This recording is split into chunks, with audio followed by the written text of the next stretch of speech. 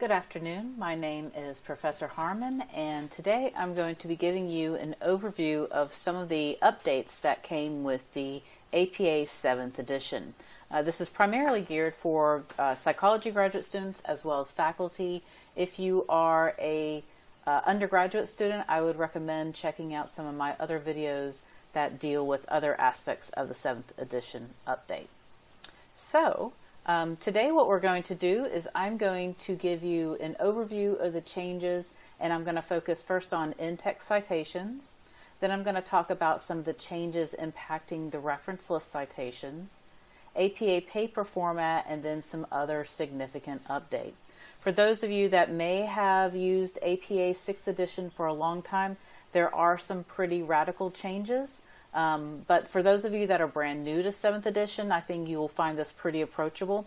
One of the things that I've noticed about the 7th edition manual is they really recognize their place, not only serving those that are publishing the professional papers, but also really focusing on supporting students in this. And so as you go through the new manual, and I encourage you, if you don't have a copy, to go ahead and borrow a copy, find a copy, and just kind of browse through the actual book itself. It is a color edition. What you'll also notice is that on the inside cover of the 7th edition manual, on the front and on the back, they have some really great quick tables. So in the back they have a list of quick reference examples, how to cite a journal article, how to cite a book for a quick reference. And then also in the inside of the cover, you will find a quick table on how to do in-text citations as well as heading levels. So I think the book is pretty functional and pretty useful, and those pages are all on all the versions of the book, whether you have the hardback, the paperback, or the spiral bound. And so first what we're going to do is we're going to jump a little bit into talking about in-text citations. So as I go through, I'm going to highlight the changes on the right-hand side, and then I'm also going to mention the page numbers in the new manual. So if you need to look it up yourself, this is where these things will be located. One of the biggest changes with in-text citations with the 7th edition is that there are only two primary categories for in-text citations. With the 6th edition, which was the previous edition, you had 1 to 2, 3 to 5, 6 or more authors. They have simplified that so that it's either 1 to 2 authors or 3 or more authors. So when you have 1 to 2 authors, it's going to be pretty much the same as what we remembered in the 6th edition. If you have a study by one author, you'll simply write that author's name out, followed by the date. And then if you have 2 authors, you simply write their name out and follow that by the date. As we'll all remember, APA is a name-date citation style, so every time you see a name, you need to have a date nearby. Now, some of the language that they've really clarified in the new edition, again, I really appreciate their efforts to be more clear, provide more examples in the new edition.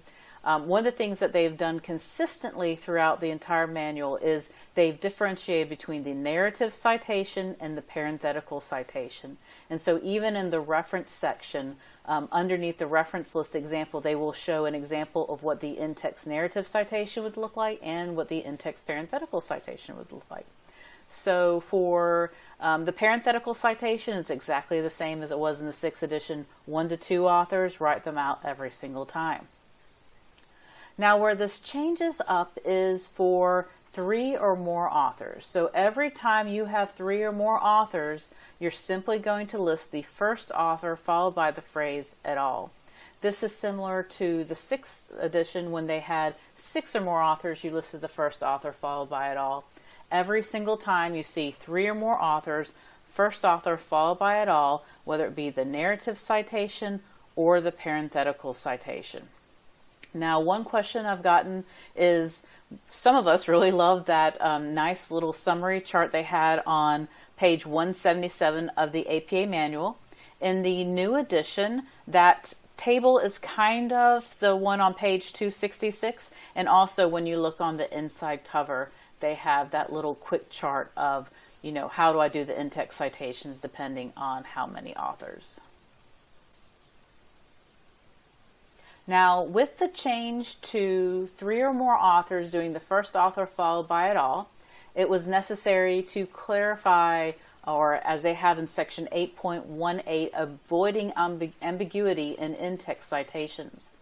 And so this is effectively when 2 different works shorten to the same in-text citation. So 3 or more authors that would shorten to the same one. So for example, we have, this article, Tritt, Harmon, Horn, and Bowden, Tritt, Harmon, Kerr, Craig, Clark, and Smith. They would all both shorten to Tritt et al. Now, if these are both published in the same year, what they would be is Tritt, Harmon, Horn, et al.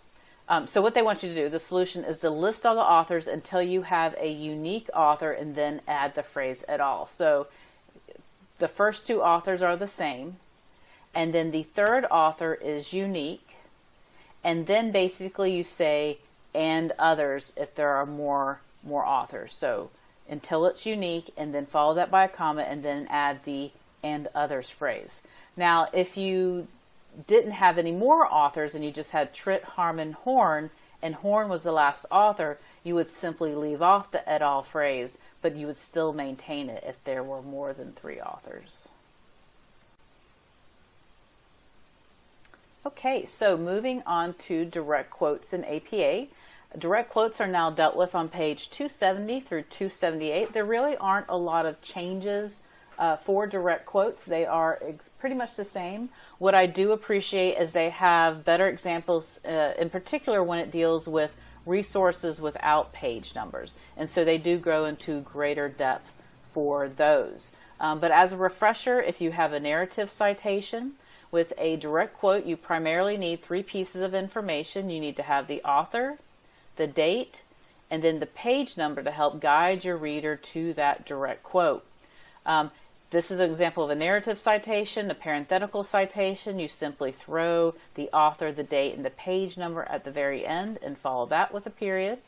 Now, if you don't have page numbers, so websites or ebooks without page numbers, you can simply identify the paragraph number, so para period 6, or if you have something that's a little bit longer, and this is what I really dig for the examples in section 8.28, is they have expanded guidance on how you would help guide your reader to a section. So Harmon 2019 methods section, comma, and then paragraph 6. So if you were in the methods section, so you're not having to count down 300 paragraphs in order to be able to guide your reader to the appropriate place.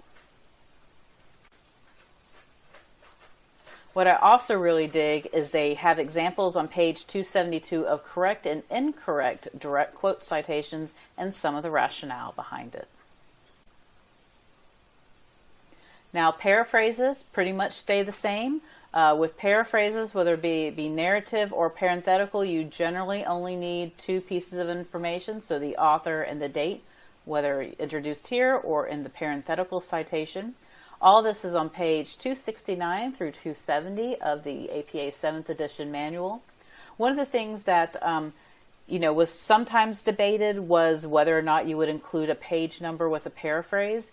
And so APA has provided a little more guidance on that. And I pulled this from page 269. And I'm just going to read it real quick. Although it's not required to provide a page number or paragraph number in the citation for a paraphrase, you may include one in addition to the author and year when it would help interested readers locate the relevant passage within a long or complex work, e.g. a book. And so I think the 2 pieces, the interested readers and then the long work. So if you know that your audience or maybe your, whoever's guiding your work wants to have the page numbers for a long work for your paraphrase, and that's completely acceptable. But general practice is that you don't actually need the page number for a paraphrase.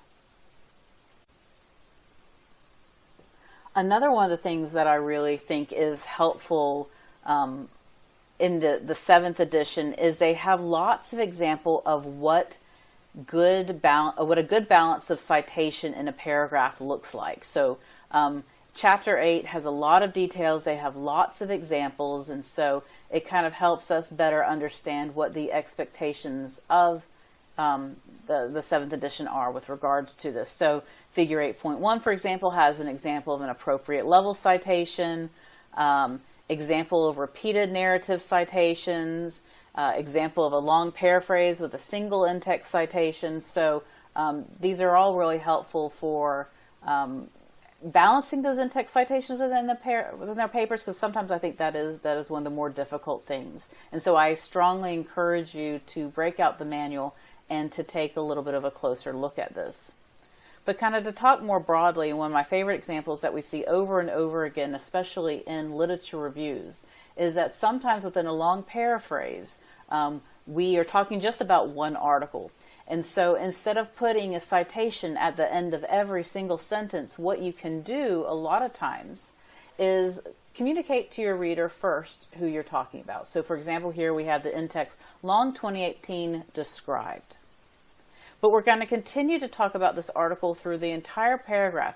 So instead of having to put an in-text citation at the end of every single sentence, what we can do is maintain the thread throughout our writing and not necessarily have to re-articulate that. So for example, here we have the author went on to outline. They listed the following common mistakes.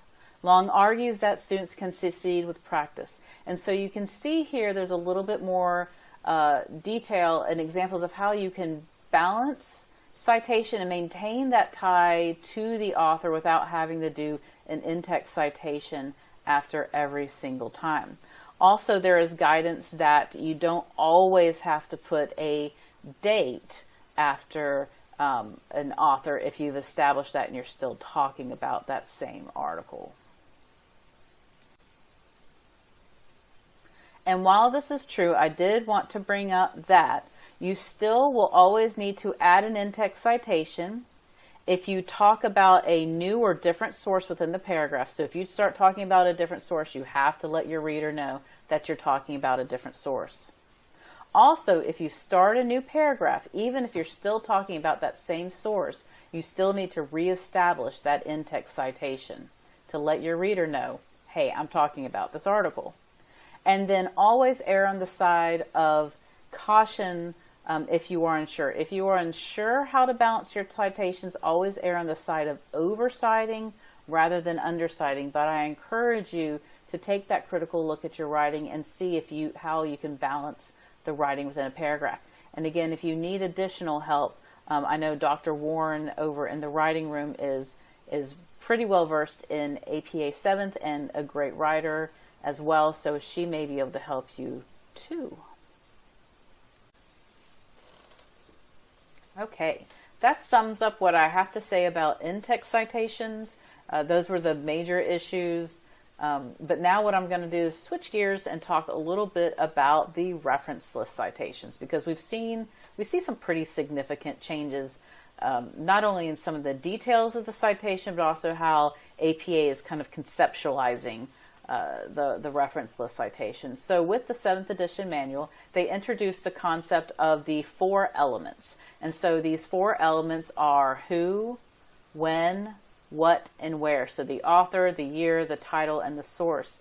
And really on pages 283 through 301, they go into a great bit of depth in kind of delving really deeply into what these different elements are.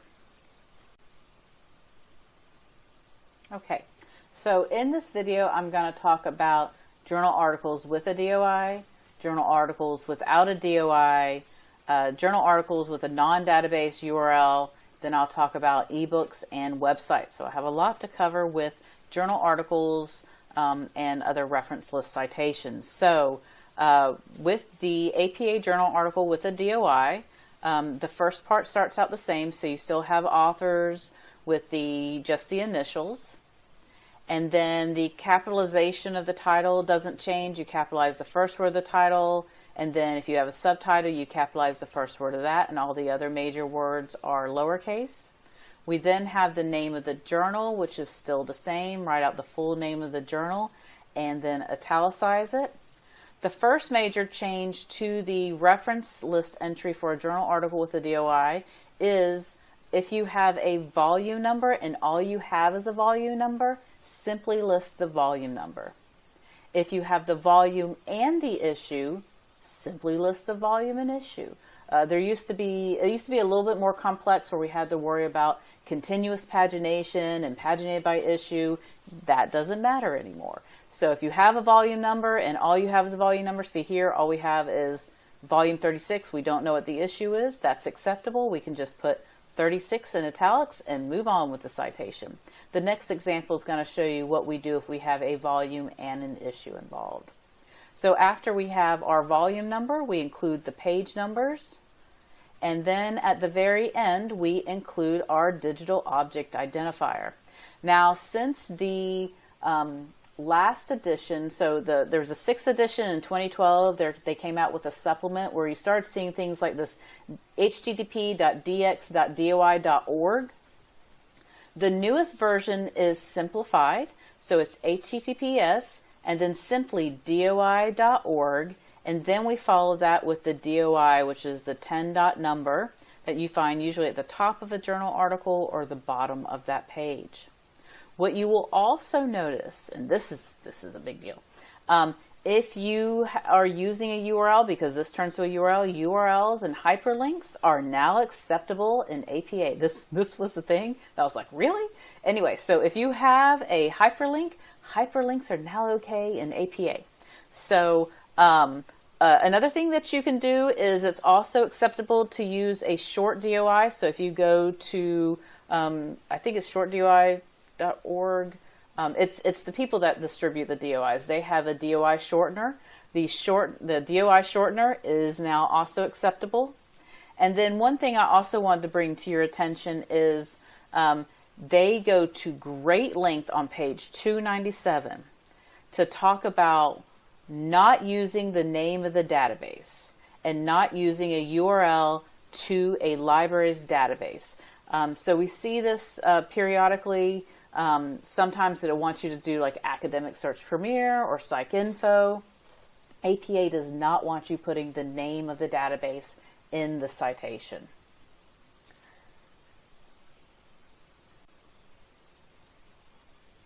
Another big change is it used to be if you had more than 7 authors, you listed the first 6 author and then you did a ... and the last author. Well, now they've changed it to 21 or more authors. So on page 317, they say that up to and including 20 authors, you list all the authors out, everybody's name. And then when you have 21 or more authors, you will list the first 19, follow with a ... and then list the last author. I know this has been quite the debate in the field, but it'll be interesting to see what happens. But yes, so 21 or more authors, up to and including 20, you list them all out, and 21 or more, you list the first 19 and follow with an ellipses, and then list the last author. So now I'm going to talk about a journal article that does not have a DOI, and it is found through a library database or in print. And all this is on page 317. So the first thing I want to show you is I'm simply listing out the author, the date, the name of the article, the name of the journal. And if you'll remember, I just talked about if we have just the volume, we list just the volume. This one we have the volume and the issue. So we list the volume. Then we list the issue. You'll notice that the volume is italicized, the issue is not, and there is no space between the volume and the issue.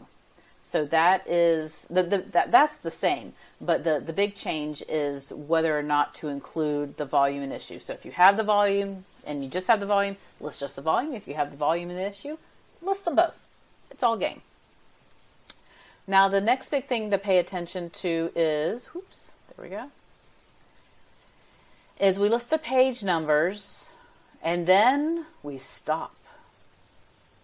So if you do not have a DOI, you no longer have to go out and find the journal's homepage. We don't want to see retrieve from and the journal homepage. If you found it through a library database, so if you found it through PsycInfo, PsycArticles, PubMed, and you don't have a DOI, you do not have to put any retrieval statement. You just end it with a period. It's the exact same as if you found it in print. So, also do not use database names. Again, this was articulated on page 297.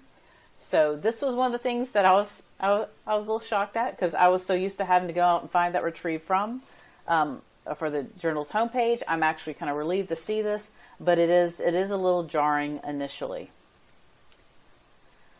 Now, there is an occasion where you would include a URL. So we start out with the author, the date, the name of the article, and then the journal or the publication of the magazine.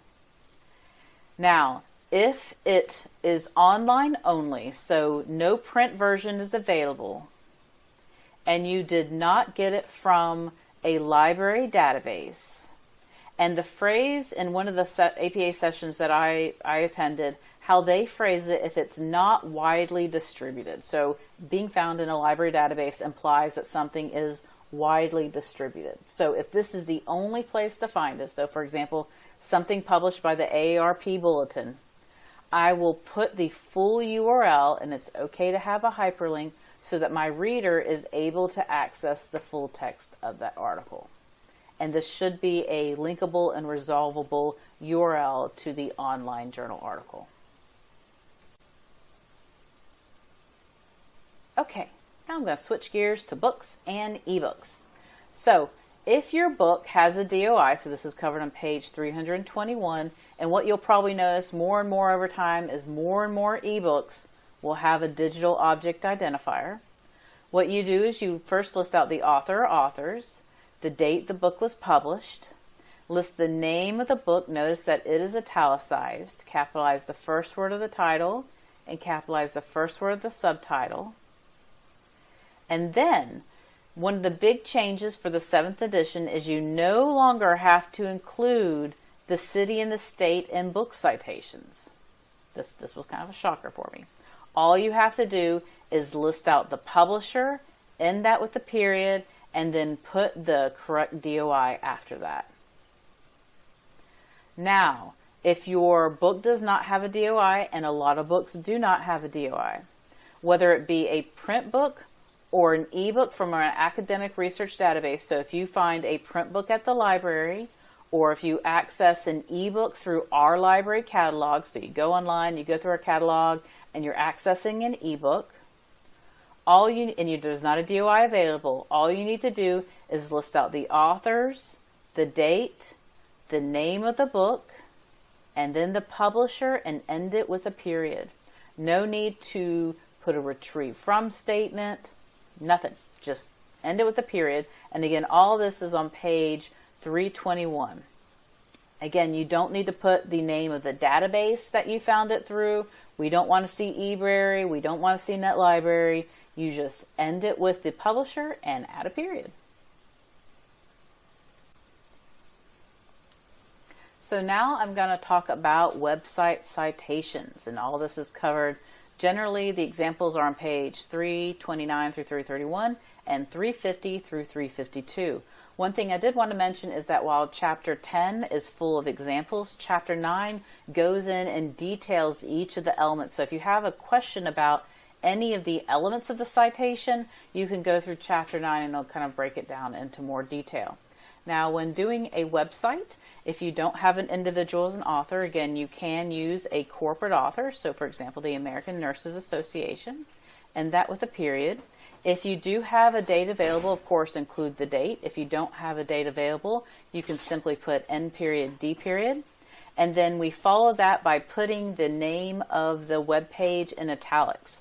There used to be in the 6th edition some conditions where sometimes you would italicize it and sometimes you wouldn't. Now for all of the web pages, you always italicize the name of the web page, which I think makes it super easy. And so after we put the name of the web page, then we put a full link to the individual article. One of the big changes is we no longer have to put retrieve from when we're listing an individual web page. And also, as I mentioned earlier, it is okay to have hyperlinks. Now, if you have an individual responsible Of course, just like a journal article or a book, you'll list the last name followed by the initials. If it is something that is a page that changes a lot, or where the date is actually important for retrieving the individual article online, you can put the date followed by the year followed by the day. Now, this is an example of a journal article from NPR. And so what APA wants you to do now is to provide a website name in the source element. And so this is the website name in the source element. Now, if it is the case where NPR is also the author, then I can omit the NPR here, and I would simply have that as the author here. And then it kind of follows the same way, where we have the full URL. It can be hyperlinked, no retrieve from. Now, for government websites, what we do is we list the individual agency, the date, the name of the page itself, and then we list hierarchically the next agency up. I had to reach out to APA Style for some clarification, because they had one example for the Census Bureau that listed the agency in the spot, and then their CDC example actually did not. And the guidance they came back with is that there should be the site author or the agency that is responsible in this site source here. And then we simply follow that with a full URL to the page. Again, no retrieve from statement. So just for clarification on the language, they say when the author and the site name are the same, omit the site name from the source element. Okay, now we're going to switch gears. We've talked about in-text citations, we've talked about reference list citations, and now we're going to talk about paper format. So Chapter 2 talks about APA paper format, and there have been some pretty significant changes. One of the things that I really like that they've done is they've created a lot of wonderful help resources online, and I'll show you that in a little bit. And they have a lot of good examples of sample papers and even annotated sample papers, which I think is really helpful. Now, one of the biggest changes from the APA 6th edition to the 7th edition is the 7th edition. They now have two separate papers. They have a sample student paper and they have a sample faculty paper. It is my understanding that as graduate students that you are probably going to be mimicking the faculty paper or the professional paper as they call it. But I do encourage you just to double check which paper you are expected to use. In this tutorial, I'm going to be talking about some of the changes to the professional paper. So another thing to bring up is they now have a sample annotated bibliography on page 308, which I think is super helpful. And there have been some pretty significant heading level changes. And I will talk about these heading level changes and some of the details impacting the changes to the title page and within the actual APA paper.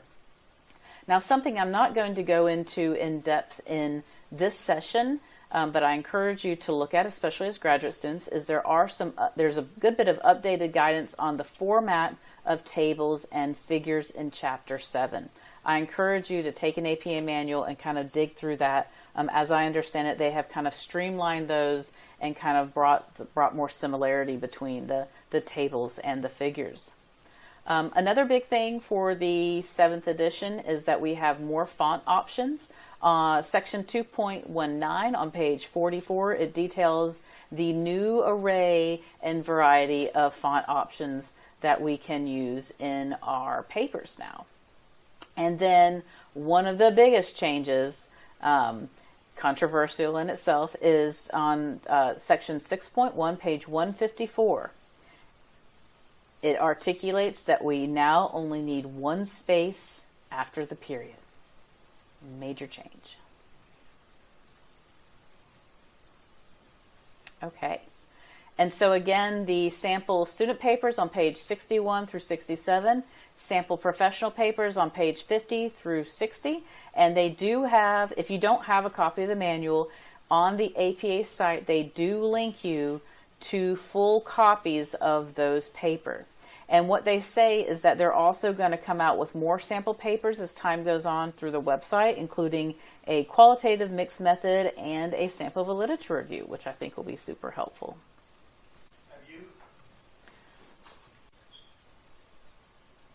Okay, so I am going to go over some of the major changes with the format changes for the professional paper, and I'm going to show you an example. But here's a list of some of the major things.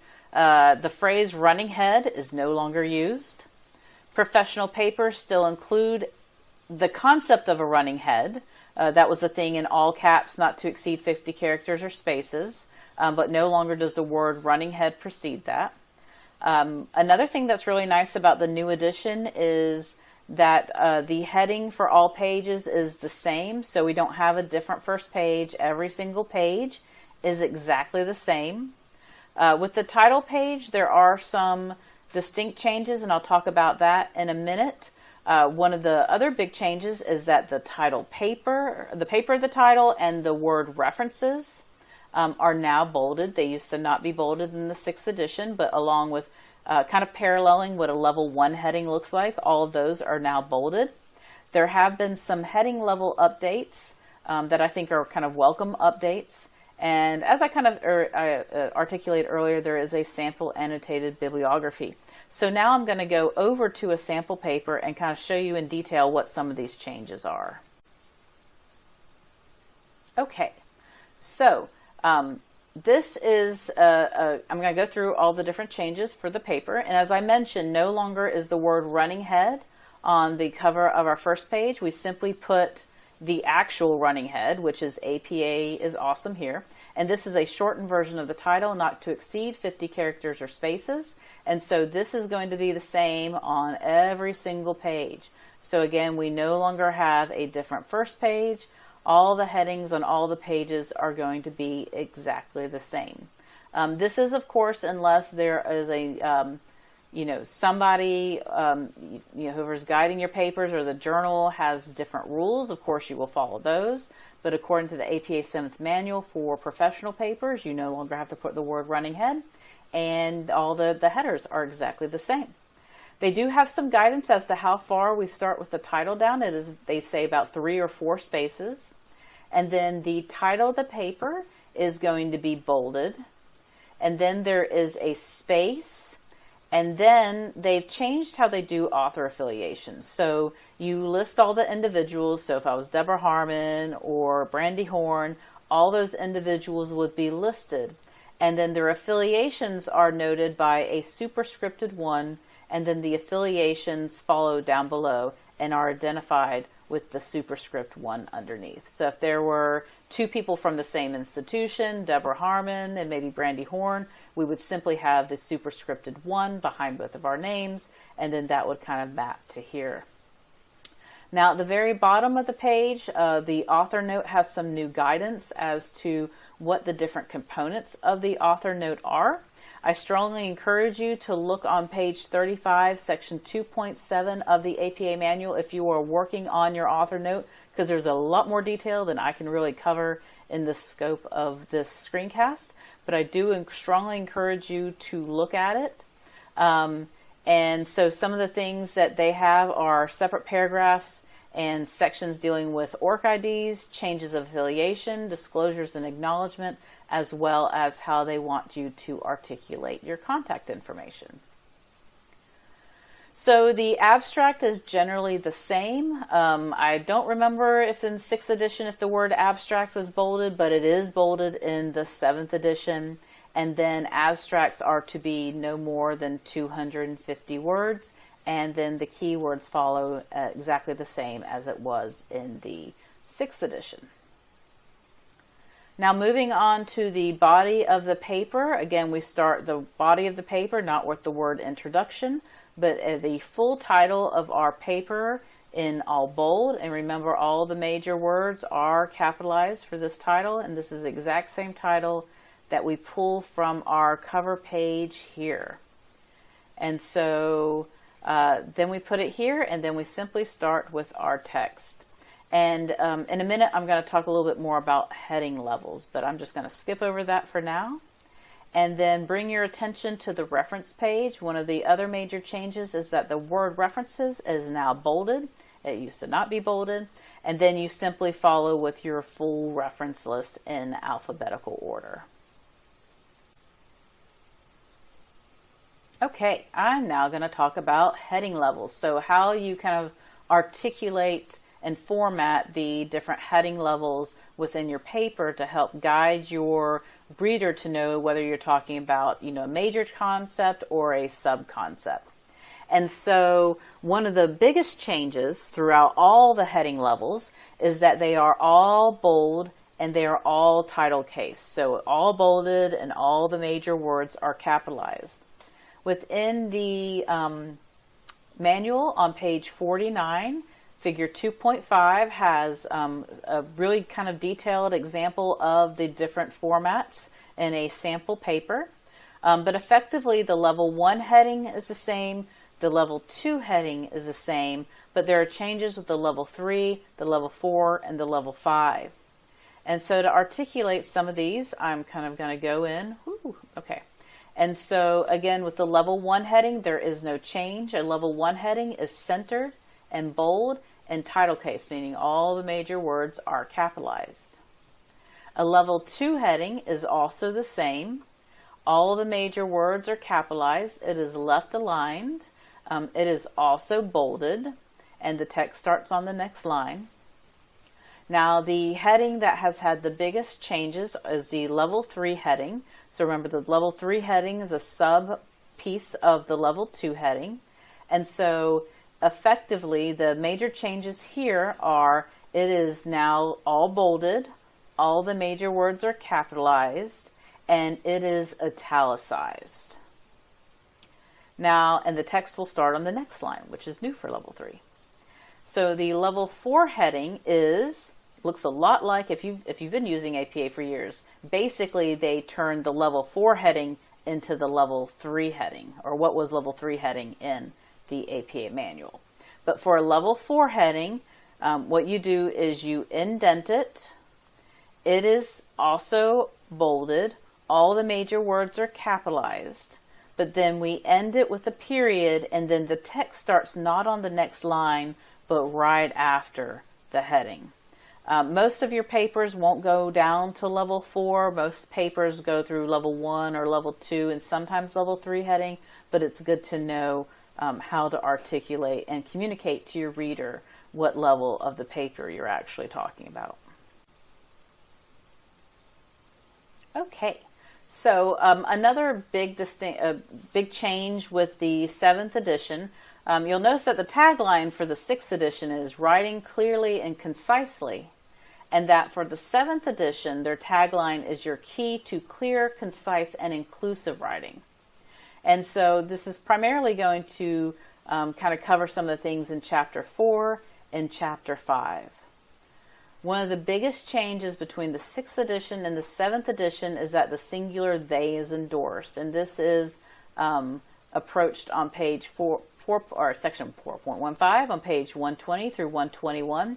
And I want to kind of read what they have on page 120 because I think it describes it the best. So writers should always use the singular they to refer to a person who uses they as their pronoun.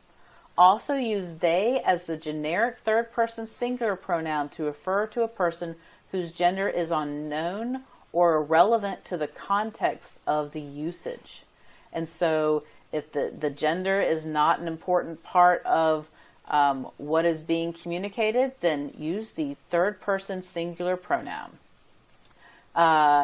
They, them, their, theirs, and then self or themselves are acceptable versions. And what I think is really neat is on page 121, they include a chart with examples and strategies for including they as the generic third person pronoun. So if this is a transition for your writing, I do encourage you to look at page 121 because it does discuss some strategies for transitioning to the third person singular pronoun.